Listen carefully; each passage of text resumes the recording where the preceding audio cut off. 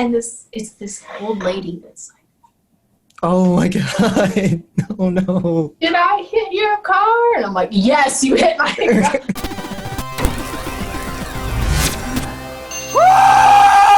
Hey everybody, I am Nesto from Blake Chair Gamers, and I'm here with Sara Moni. She's a cosplayer and a fan of the Mortal Kombat series.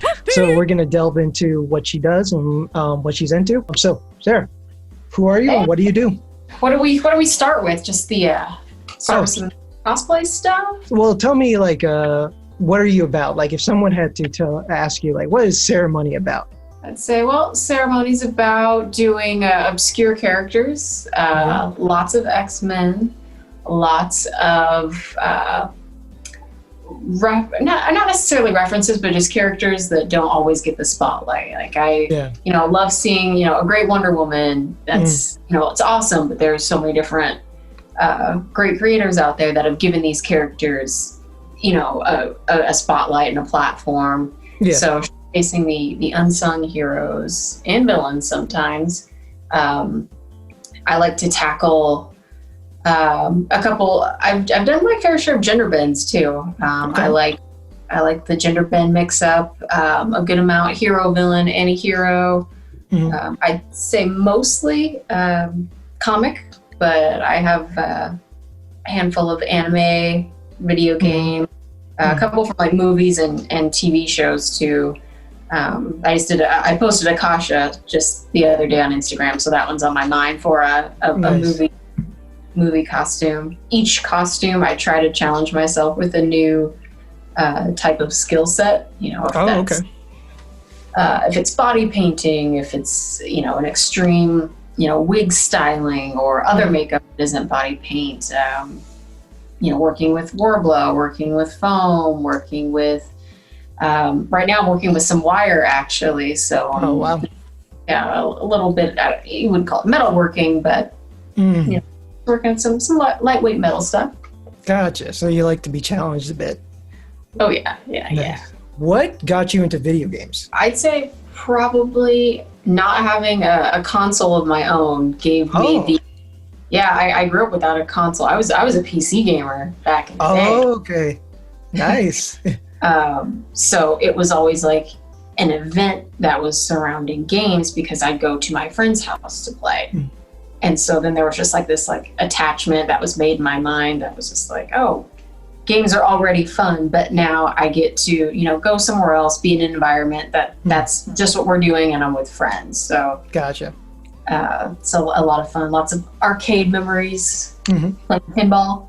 Nice. So, you said you were into PC gaming. Is that because I noticed you have Sims, that you're a fan of Sims. So is that where you like started with the PC gaming? Actually it's way lamer than that. So let's just out myself. I loved trivia games like as a kid. Oh, okay. So I loved any sort of like I'm trying to think of the ones, but like Trivial Pursuit had a game that was, obviously all trivia and just pop culture all over the place, some historical things. So I would like those types of games, but then sim games too, not just The Sims, but like Roller Coaster Tycoon. Oh, hell yeah. Yeah. I loved it, SimCity and like, all those classic Sims games where you get to, just have like open-ended stuff. As much as I like a linear story and a linear game just for a more cinematic experience, I want to be able to go off and do my own thing. And I think it comes from that like OG like simulation type mentality of stuff. And then when I play with friends and, would be on the Super Nintendo, it would, just be just different side scrollers, lots of fighting games. And that's why I still love fighting games as my number one. How did you become a cosplayer? Like, what was the thing that started it, I guess? Just to see if I could. I taught myself how to sew. Okay. And I was like, oh, going to conventions, people in cool costumes. Oh, they look cool. Why can't I do it? It's like, oh, you can, baby Sarah, you can. It'll be terrible when you first start, but you can do it. Nice. But yeah, it started from that, just testing the limits, testing the waters, growing my skills. And then, once you find your people that are into it, and not just for the characters, but for the craft too, that keeps you going. Because you can hit a brick wall when it comes to, well, I want to make this crazy, Diablo 3 armor. And it's like, okay, whoa. This is like way too much. You can have these crazy dreams, but if you can't, make it, sometimes it gets people, you're bummed out, and you can kind of bite out more than you can chew. So yeah, just start off with stuff that fits your level and work your way up. And as you talk to people and you hear, oh, well, this is what so-and-so did. I know you're doing something different, but you can apply these same skills to, these wings that you're making, this tail that you're making, or whatever it is. Yeah. It sounds like from the hearing, you like the journey. Definitely. Yeah. It's a lot of time and money that's involved to not like the process when you get there. So it's like, okay. Which characters have you done? Like, which video game characters have you cosplayed? Let's see. Chloe from Uncharted series. Okay. Tanya and Jade from Mortal Kombat. My Sims one for fun. Tails. Okay. What other games I have? I have actually like a master list of all cosplays that I've done to date, and they're all broken down by like comics, TV, movies, video games. And I know that I'm leaving off somebody. Those 5 are probably the ones that I do the most. Detroit is it the game Detroit something? There you go. Yes, yeah, my Detroit Become Human. It's an original character, but it's one of the androids from CyberLife that I kind of built around both the concept art that they had and kind of taking pieces from Connor's suit and Kara's stuff and making my own. So yeah, thank you. Like, I know I'm missing somebody. I love your cosplays because like you try to match like the emotions that like the character has, So I like that. Yeah. Thank you. Yeah. I mean, there's a lot of cosplay, especially this time of year. Everyone's like, oh, it's costume time. It's like, well, cosplay isn't Halloween. It isn't a costume party. It is costume play. And like to keep both in mind, it's like, all right, well, why do we travel states away to go to conventions, to see people that we don't know and to work with photographers that we've, never seen before? It's, we like playing up these characters, and that's what, at the end of the day, it's like, yeah, we're overgrown kids in costume. There needs to be something else to it, and getting in that role is what I like to do. So it's awesome that it gets noticed, and especially for a character like that, that's tricky because you don't want to be completely just like dead eye android, because then that can be weird.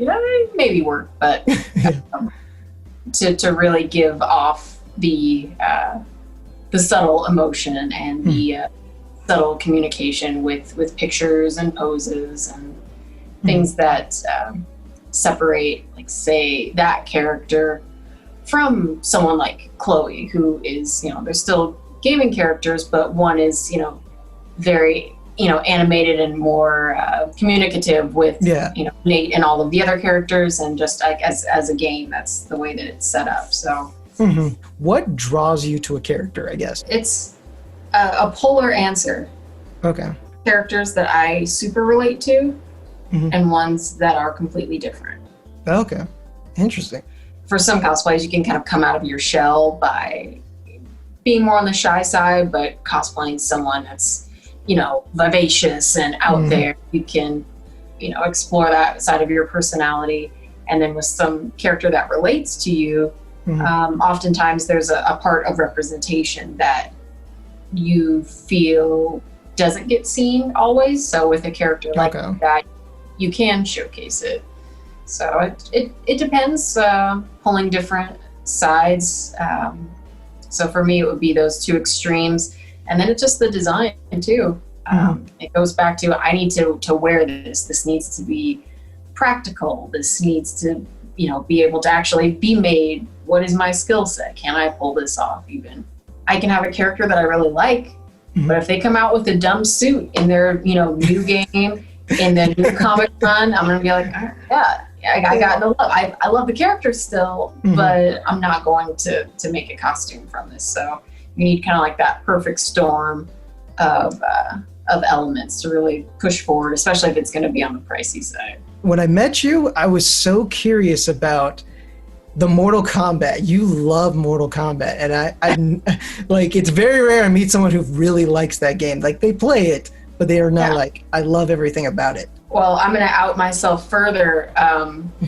So this lip color that I'm wearing is called Sub-Zero. That's so awesome. So I was like, this will come up, so I'll go ahead and just out myself all the way. What I like about Mortal Kombat so much beyond just a fighting game, it's like, oh, do you like Street Fighter? Do you play Street Fighter? Yes, I do. Like, I like the genre in and of itself, but Mortal Kombat I remember as a kid playing, and we've got so many games, you know, from 92 until now of different sets of characters and different types of like world building that has happened. Some of it consistent, some of it inconsistent, but yeah, it's like it had an animated series back in the 90s. You know, we've had movies, we're getting a new movie. You know, 11 keeps rolling out the DLCs, so it's staying fresh and adding more and more to it.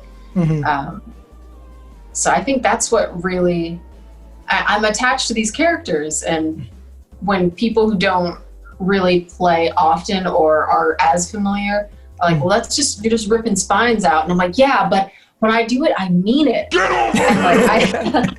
Like, I want these characters to, like, yeah, you need to get your comeuppance, and I'm sick of you, and this is what needs to happen for this storyline, and it gives the gameplay, which is, like with all fighting games, it is the same thing over and over again, but how do you play? Who are you playing with? Are you playing with friends? Are you playing online? You get different dynamics, and it still evokes an emotion and an experience from you.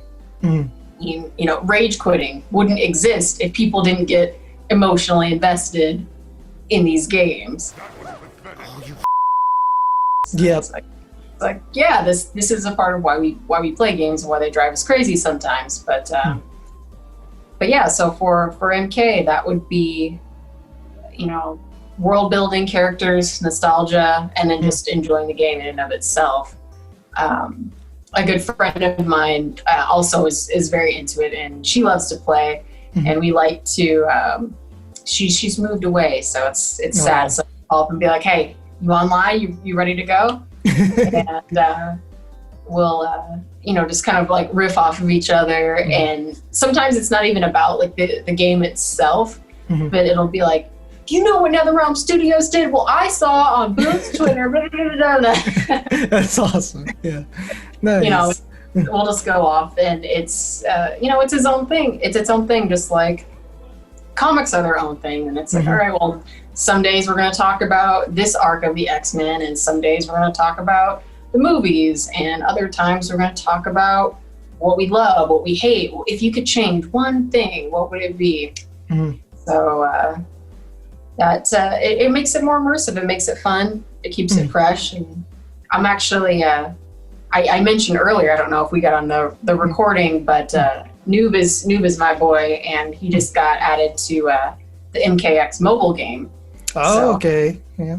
Yeah, I've been on hiatus actually, because I'll sometimes get a little bit of like burnout if I'm playing a game like super long. So I haven't played for a while. So I'm like, okay, well, this is gonna get me back into it.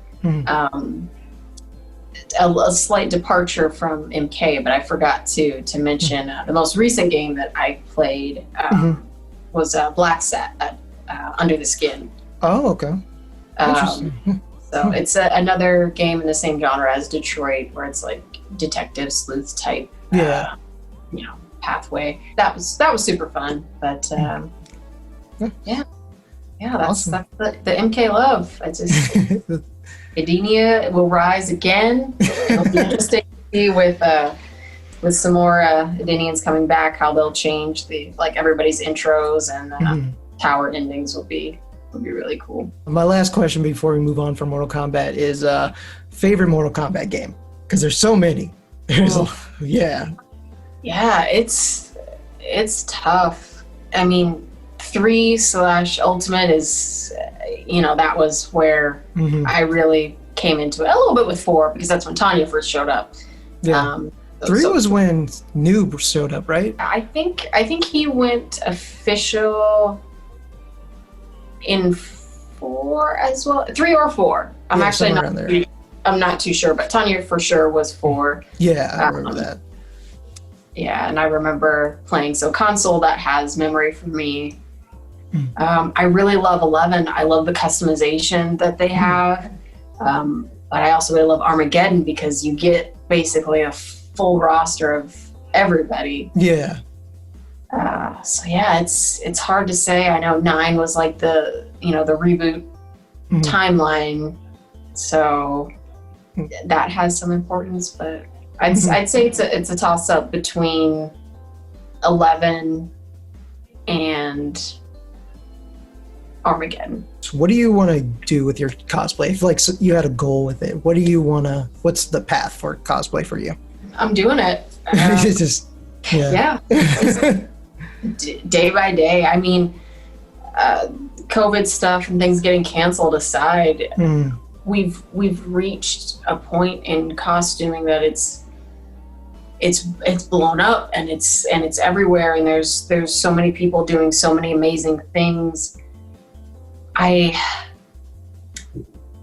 don't know where that next path would be. I mean, ultimately the end game for a lot of people, and same with the gaming community, is, to partner with a company and like take it to that next professional level. Yeah. But just being realistic, it's like, there's so much talent out there. It's not really plausible, for me to get on that level. It's like, I've done gigs with smaller companies, and, get a head nod, Marvel retweets your stuff and I go ballistic, but it's like, while it is cool and I am thankful for that, it's not like, all right, time to quit the 9 to 5. It's, just being realistic about it. So really just day to day, taking it and developing the craft further, keeping it interesting, not getting burnt out because of all of this that's going on. Yeah. So it keeps it fun. It's that open world again. It's like, I don't know what's going to happen. If I just keep doing what I do and, ignore, the algorithm that, wants to not show everyone who follows you your stuff, and that can kind of bum you out. And getting shadow banned can bum you out, and seeing other people's stuff and, why can't I do that? Well, now, you get that craft envy, and it's hard to just say, like, all right, let's just stay in our lane and just do what we do and tune it out. And I've found the most success in staying happy, dodging the drama. Just do your own thing, just truck along.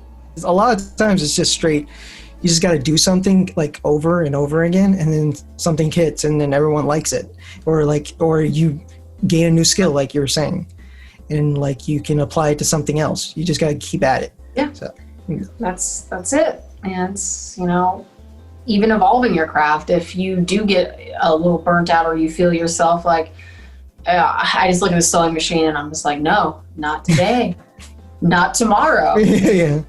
Like, okay, well, let's pick up a camera. Let's see, you work with photographers. What about growing your own photography skills?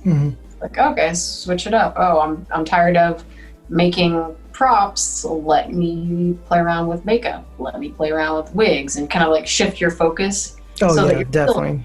Like you're still in the same field and you're still working with the same things, but it's not the same thing over and over and over. Oh yeah, definitely. Yeah. You always have to have kind of like multiple avenues. If you have one, I think you'll just end up hating it after a while if you just keep doing it and doing and doing it. It's just, what would you give people starting out in cosplay, like, I guess? I would say if you're just getting into it, definitely pick a passion project to start with. Because that'll hold your attention versus like, I just found out what cosplay was, and I want to do an Among Us cosplay because that's what's in right now, and that's what you're seeing everywhere. Mm-hmm. You know, it's like costumes like that. You have to think about like what's the real like, you know, longevity to mm-hmm. something like that. If that's your thing, by all means, you know, go for it. But if it's like, well, really, I love Spider-Man. It's like, okay, there are a lot of resources out there if you want to do that. But if it's something that you are for sure into, and that even if it's not trending anymore, you're still proud to work on it, mm-hmm. that would be number one. So definitely pick what you like and start small. If anything, it's not just costuming. It's just anytime you pick up a hobby and it's like, oh, you know, we all want to be great right away. Yeah. Out the game.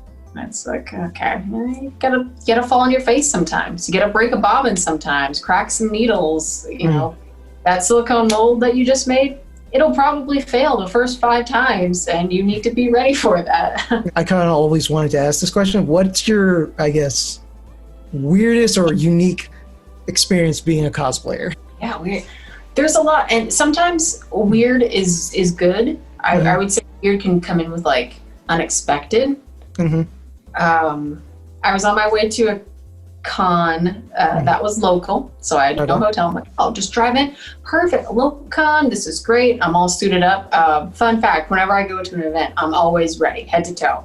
But if it's body paint, if it's whatever, I'm driving there mm-hmm. in full costume. Oh wow! I'm stopped at a red light, mm-hmm. and the car behind me is still going. Oh. And just this lurch. Oh, dang. Oh my God. Not a bad, accident or like whiplash or anything, but I'm like, oh my God, I just got rear-ended. So now I have to get out of the car in full costume and deal with this. So I don't know, for the people that aren't from the Valley, this may not make sense, but for the people who are, I was at the intersection of 75th Avenue and Bell Road, right by Arrowhead Mall. Okay, I know where that is. A ton of traffic, ton of people, mm-hmm. and I was dressed in Omega Sentinel, which is like a full body, like robot cyborg looking suit that is, it's slightly intimidating, mm-hmm. and I have like these like plate kind of things on my face. So mm-hmm. I get out of the car, and first of all, everyone's just I'm like, this is not the time. Like, Jesus. I'm on a mission. And so I get out, and I'm like, I'm walking because I'm mad, and the fact that I'm dressed like all robotic just makes I feel like RoboCop. And so I get out, and it's this old lady that's like, oh my God. Oh no. Did I hit your car? And I'm like, yes, you hit my car.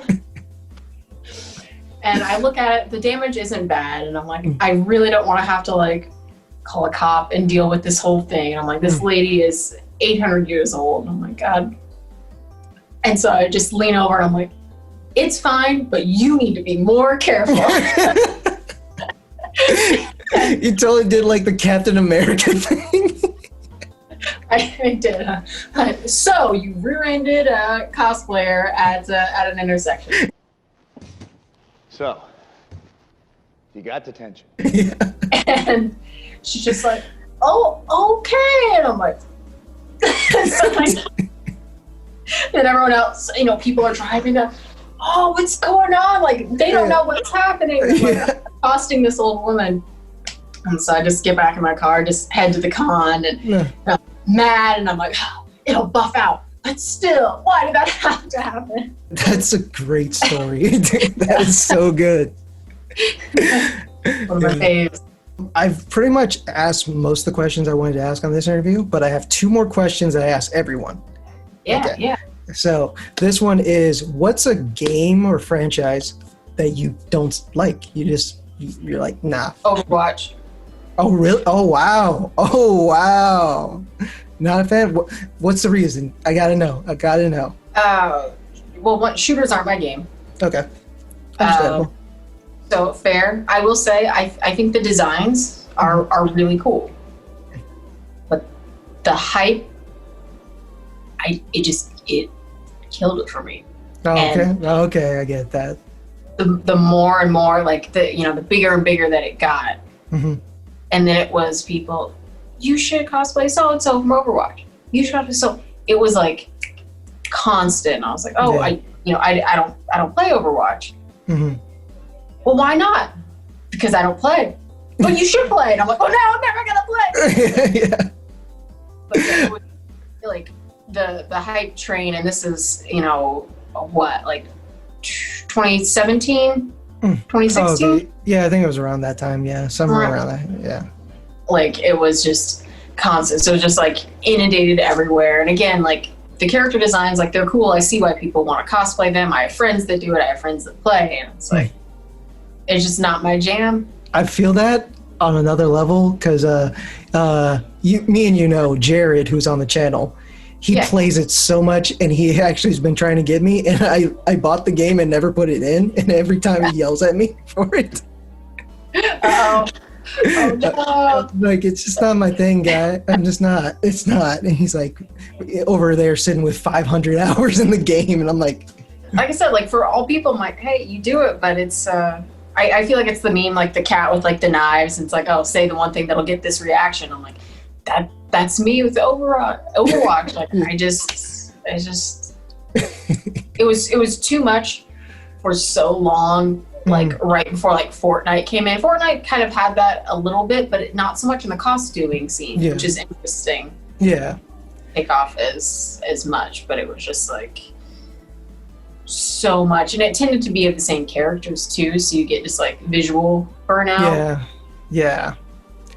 I'll watch. I will support. Be like, hey, you do you. I'm gonna be over here. I'm gonna be over here cracking spines. That'll be me. You know me. Okay, and the other question I have is, out of all the games that you've played, what's one that you can always go to? I'd say at the time that I played it, it's a Zelda Twilight Princess. Oh, wow. Okay. Has some very fond memories. So that's one that I can always pick up and have fun with. Okay. Because it's like, the games, I'm at a point where it's like, okay, I can, do whatever I want. It's like, oh, do I want to fight Ganon with the fishing rod? Yeah. This will be fun. Magic armor? No. I want to do, something weird. So just trolling around and having fun. Just sometimes just riding around the fields of Hyrule, because I'm like, I just want to de-stress, and this is what I want to do. I'd say Skyrim probably has that for me too. Okay. Have you ever those choices? I never would have expected those games. That's really cool. Have you ever thought about cosplaying any of those characters, like in those games? Yes. And I also just remembered another character that I cosplay that I forgot. Another game that I love, Fallout. Oh yeah.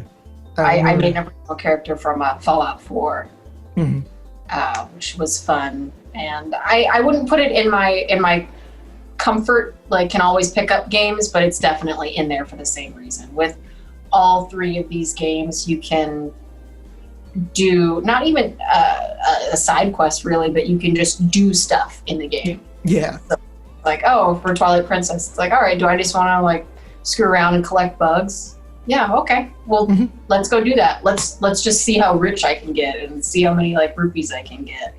And then for Skyrim, it's like, okay, I want to just build houses, or I just want to fight anyone and everyone that gets in my way. Not really with rhyme or reason. Because Fallout, it's like, okay, I just want to just grow stuff and just like make a store. I made a store once. I had all my little like stands growing like fruit and weird stuff. So yeah, doing things that are off of the main quest and the side quests, and just screwing around always is nice. That's awesome. Hell yeah. Those are all the questions I wanted to ask you. I want to thank you for being here. And also, I want you to plug everything you got. Where can they find you? Oh, sweet. The mainstay is Instagram at Sara Moni Cosplay. Okay. And then if you want to support what I do, I have a shop with stuff, buttons, stickers, prints, other things. What do I have? have like just accessory stuff. I try to get away from the prints, but Sara Moni at Store Envy. SaraMoni.StoreEnvy.com. All right. Yeah, everybody go check that out. That was the interview. I want to thank Sara Moni again for doing this. Appreciate her. She's awesome. I'll talk to you later, guys. Hey, thank you for watching this video. I appreciate you so much for sticking through to the end. I know it's a long video, but there's some good stuff in there, and I'm glad you stuck all the way through it. I just want to say thank you again to the person I interviewed, Sara Moni. I want to thank them for coming on to my channel and doing this interview with me. I really like sharing people's stories. It's really awesome. If you like this video, then give us a like. And if you want to see more, then subscribe to our channel. So until next time, everyone, later.